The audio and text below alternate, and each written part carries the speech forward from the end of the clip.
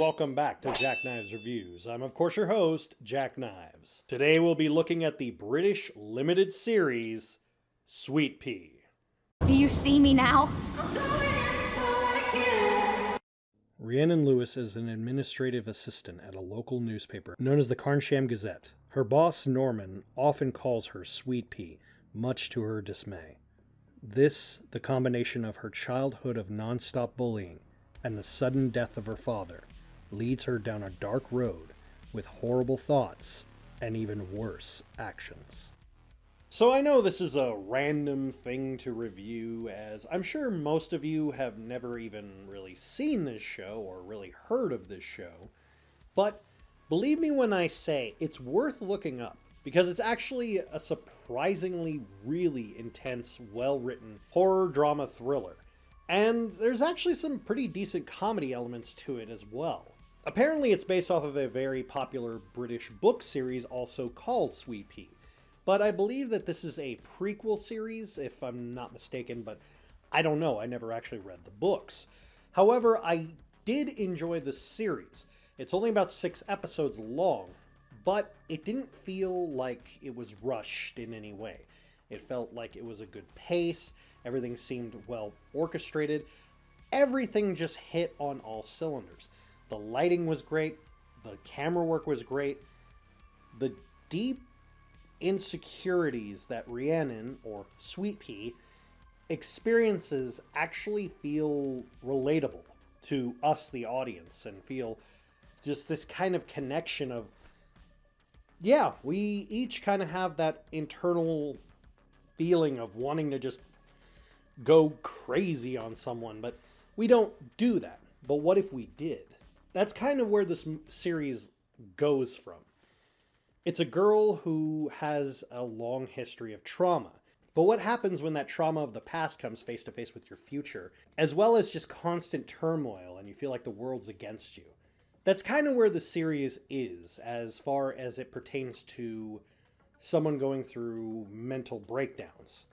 Jeremy Smith plays Norman, Rhiannon's boss, and one of the things that always makes me laugh is just seeing this guy just be such an ass, because I know him from Ted Lasso. And in Ted Lasso, he's like the sweetest guy. So for me, it got a chuckle out of me seeing this horrible person, but I see him as the guy from Ted Lasso in my head. So I'm like, why is he being such a jerk? And I have to kind of prevent myself from being that way. But he does play off as a corporate piece of garbage, actually in a good way. It doesn't feel too forced. It doesn't feel too manipulative. I mean, there's little things he does, like the fact that he calls her SweetPea, which is where the name of the show comes from. He sees her identity as just this thing that he can just, you exist. But that's not who Rhiannon is. She's a far more nuanced character. Speaking of her character, she is played beautifully by Ella Purnell. You may know her as the main character in the Fallout TV show, which I may talk about later in the future. But for now, speaking specifically about the show, her sadness, heartbreak, anger, rage, her breakdowns, her inner monologues, little things that she does with her eye movements, with her facial features. It's things that she does that's subtextual, that few actors could play off this kind of a character well. Think Mads Mikkelsen in Hannibal. The little subdued parts are the parts that make you creeped out, not necessarily the bombastic, crazy parts.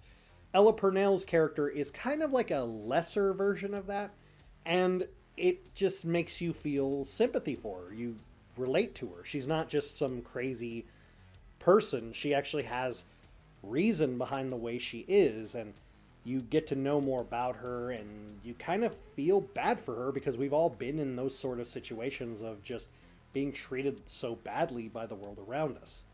There's also one last character I want to talk about. Nicole Leckie plays Julia, her childhood bully, who she meets again later in life, and she's such a bitch, but she's such a justifiable bitch. She's not over the top.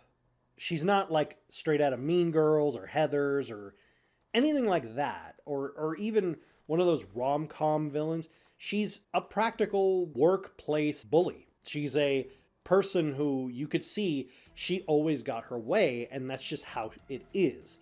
A spoiled person who just got corrupted and just went with it. That's her character.